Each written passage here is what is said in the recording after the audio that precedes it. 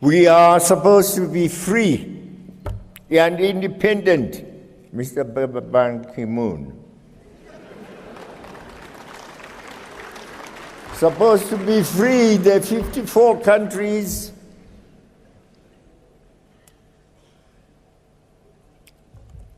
We come to the United Nations, it's ceremonial. Every year, September, we are there. We pay lots of money to go there. And to the General Assembly, we make speeches, we go back home, year in, year out. But the bosses in the Security Council say, you shall never have the powers that we have as permanent members. And we have asked and asked and asked. And asked and asked. Reform the Security Council.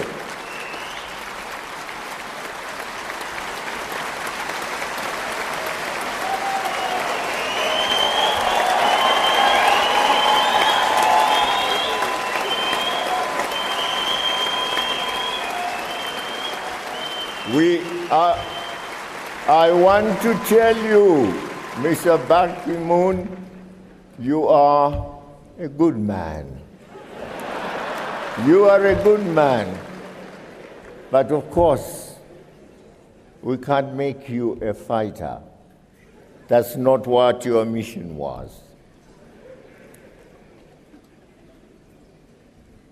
We will fight a fight for our own identity, for our own integrity and personality as Africans.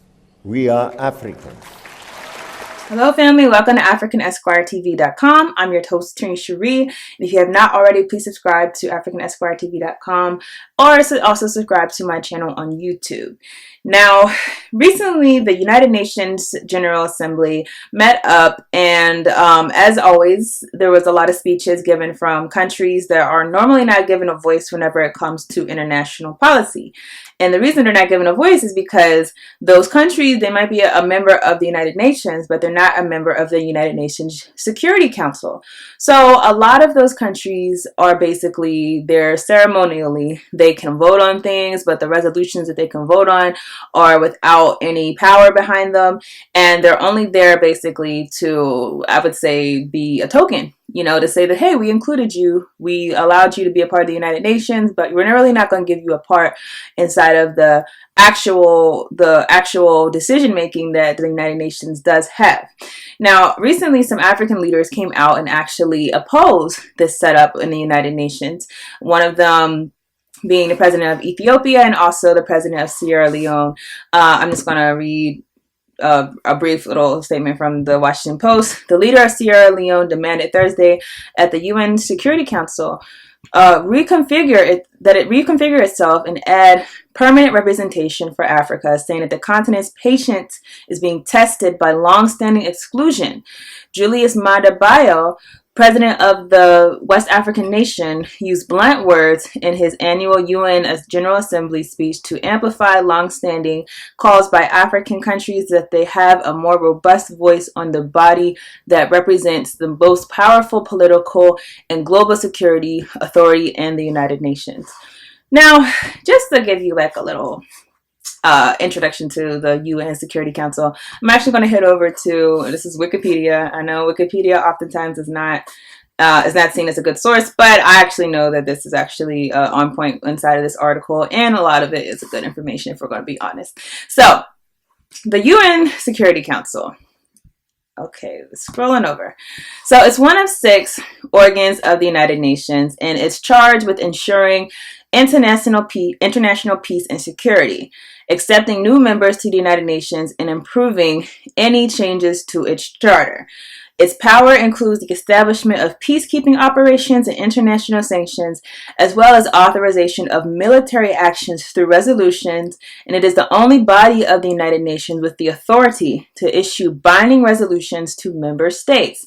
So I want to say that again. It's the only member body of the United Nations that has the authority to issue binding resolutions to member states. And what that means is there's other ways, for example, the General Assembly or you got the Human Rights Council of the United Nations. There are other bodies of the United Nations, and they might issue decrees, they might issue ordinances, they might issue all types of things saying you can't do this, you can't do that. But the only one who actually has binding authority over these countries, meaning if you don't adhere to what we're saying, you face military intervention, is the United Nations Security Council. So already that lets you know that it's very important. A lot of times, whenever we have people organizing against the human rights atrocities that are happening in the African diaspora, we can go to the Human Rights Council, but the Human Rights Council, they're non-binding. If anything, they are binding under countries that are that are member states, but they don't have any authority to actually enforce their decisions. So let's say, for example, let's say France. France is the worst colonial power, the most explicit colonial power in the world. They still exercise colonialism with the fullest, unapologetic showing of support for countries that are corrupt, countries with dictators inside of Africa. But not only that, by taking the resources, taking the money of those countries in such an explicit way that if most people knew about it inside of those countries, I feel like they would honestly have a revolution, because it's kind of ridiculous. So France has been unapologetically a colonist. Other countries are a little bit more tactful. Other countries actually try to show face and act like they're negotiating for these trade deals, or act like they're actually trying to help the countries that they're infiltrating. France, they don't care. They're like, listen, we're here. We have our military here. We have our currency here. You're going to give us your money so that we can put it inside of our national reserves. We don't care. So that's France. Now, if France is doing something like that, if they're unapologetically, obviously, without even hiding it, if they're colonizing a country, you could bring it to the Security Council, and they might issue a resolution. Not the Security Council, the Human Rights Council. They might issue a resolution. It might actually be one where they say, hey, we're going to side with you, right? But at the end of the day, if they decide to come down on a country and say you should not do this, or you should do that, or as they did recently, if they come down on the U.S. for their treatment of African Americans, or the need for reparations for African Americans, the fact is there's no way to force that country to do anything about it, because that body is not represented by any type of military force. So it's all kind of ceremonial. And that's something for us to understand, because it's very crucial that we do organize for human rights. But how can we organize for human rights whenever the only body that we have a means to send our redresses to is completely occupied by countries that don't have any power, that aren't able to enforce these decisions, and it's really just a ceremonial thing that we're doing, right? So I think it's very significant for us to understand how the Security Council has operated. I'm scrolling through this article, and there have been a few major military and peacekeeping operations that the UN Security Council has actually authorized. One of them is Kuwait, Namibia, which is Africa, Cambodia, Bosnia, Rwanda, Somalia, Sudan, and the Democratic Republic of the Congo. So what should stand out to you about that? That is 1, 2, 3, 4, 5, 6, 7, 8 countries that the Security Council has issued major military intervention for. Of those 8 countries, 1, 2, 3, 4, 5 are African countries. So they're making decisions about, and all these countries, none of these countries are, Bosnia is a white country, but they had a genocide, so that was a little different. But none of these countries are European countries except for Bosnia. And had it not been a genocide, trust me, they would not have intervene inside of Bosnia. 5 of them are African countries. So although 5 of the countries so far that they have had major military interventions for are African countries, we also know that Africans are not given a permanent seat on a Security Council. So what does this mean? Well, clearly, this is a setup of colonialism, because if the countries that were, if the UN is really what it purports to be, it's supposed to be an international body of countries where if one country is doing something wrong, the other countries can come together and say, hey, you have to change this and change that, right? And it's supposed to be a notion of equality in the United Nations. But they're making decisions over Africa while not even having African representation as a permanent member of the UN Security Council. Now, what countries are permanent members of the Security Council? The 5 countries are, and I should know them by heart, but just in case I forget one. All right, so you have the former Soviet Union, which is now Russia, obviously the United States, the United Kingdom, France, and China.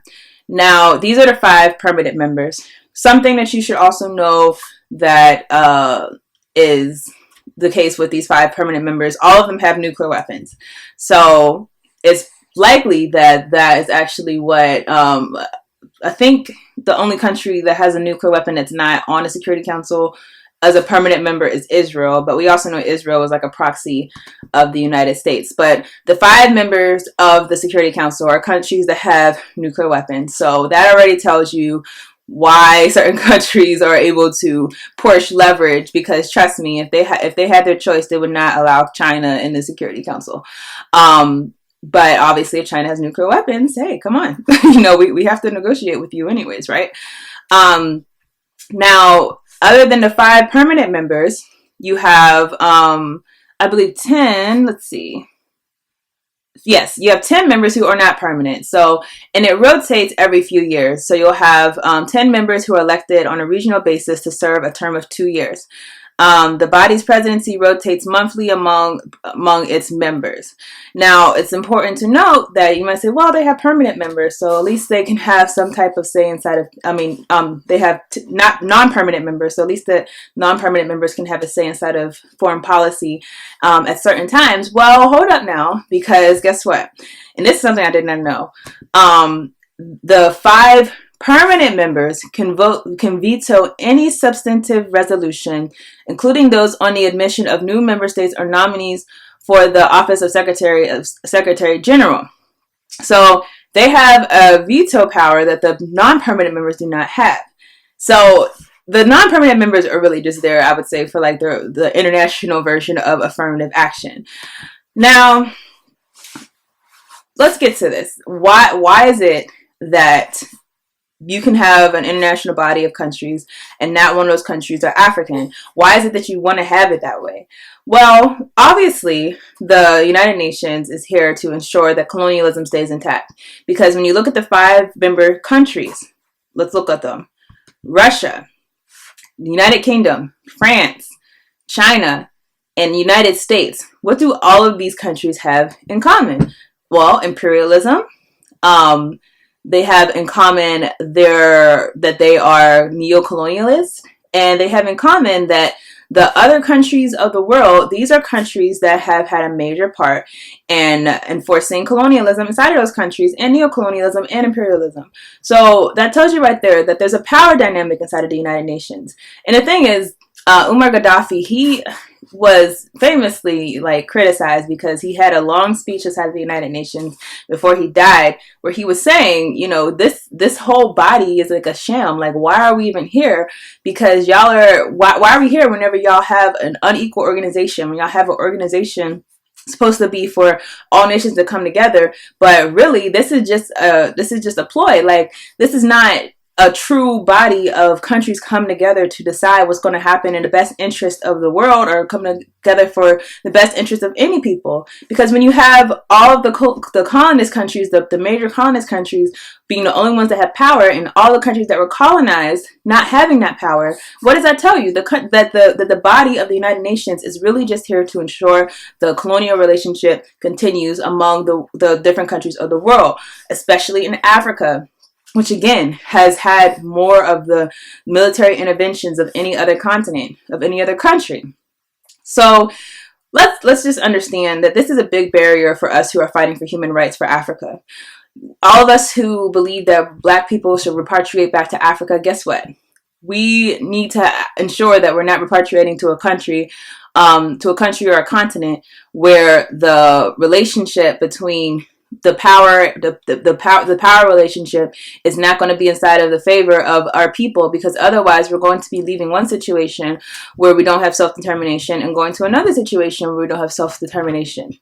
So this is not something that's light. This is not something that should be taken as a matter of fact. And it's very good, I would say, that African leaders are calling out the inequity of the United Nations.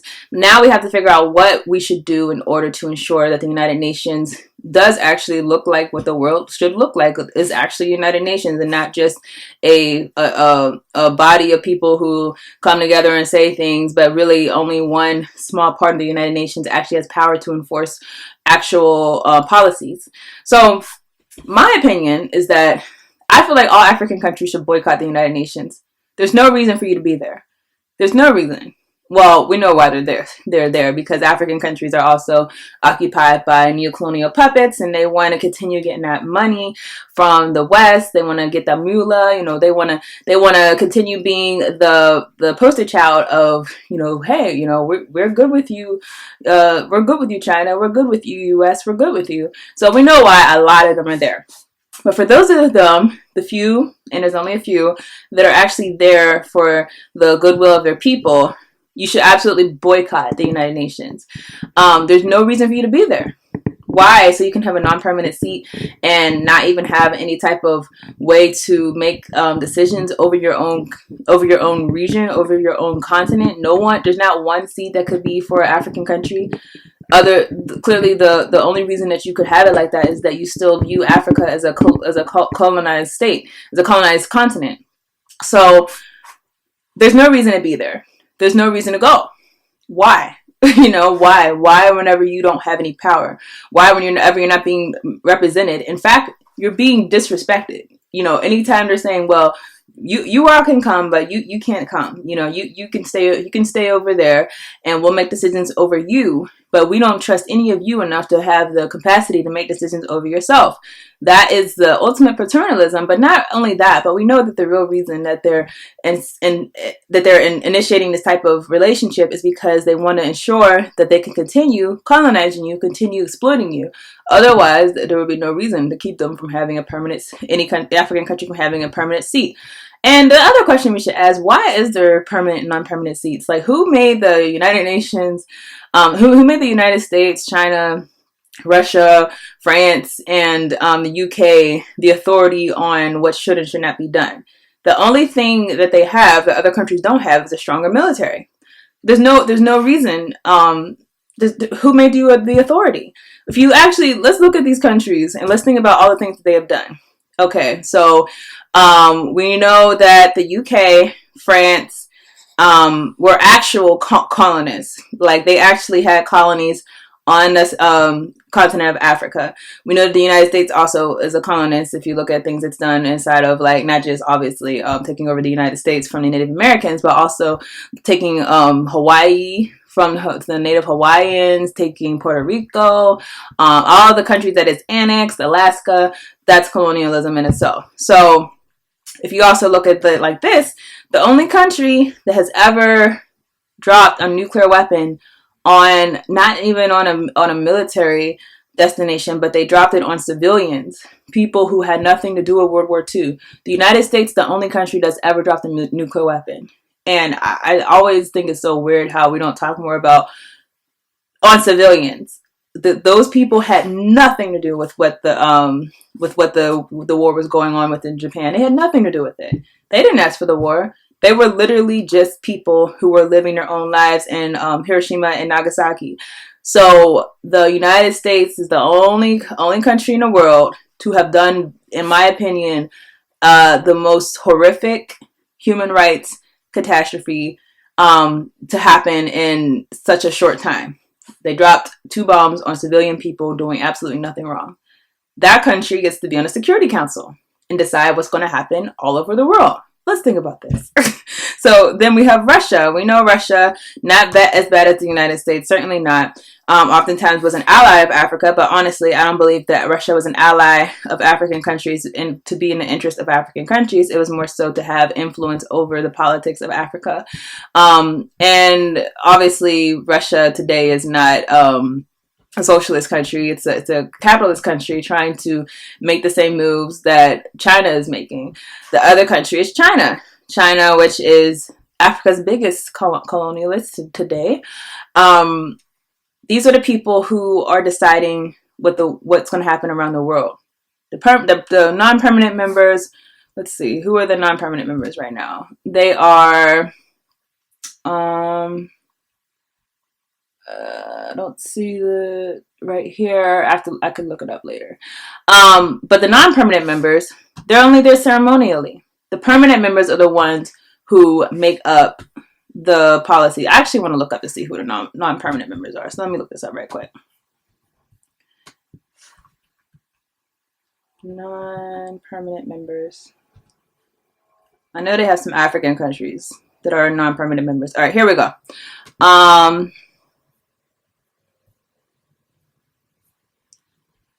Okay, so Belgium, which is ironic because Belgium is, even though it's non-permanent, I just think it's ironic that Belgium has any say in anything when they completely colonized, not just colonized the Democratic Republic of the Congo, but they completely depleted them of any humanity. If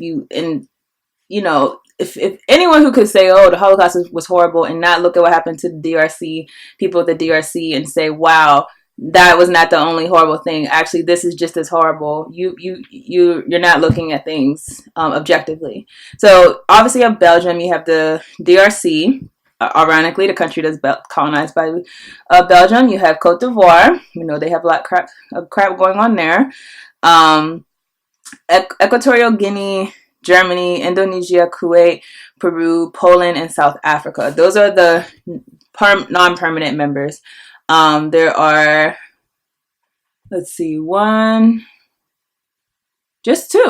three countries that are from Africa. And again, these are people who do not get the same power. They are not binding. They don't have binding power, as the permanent members do.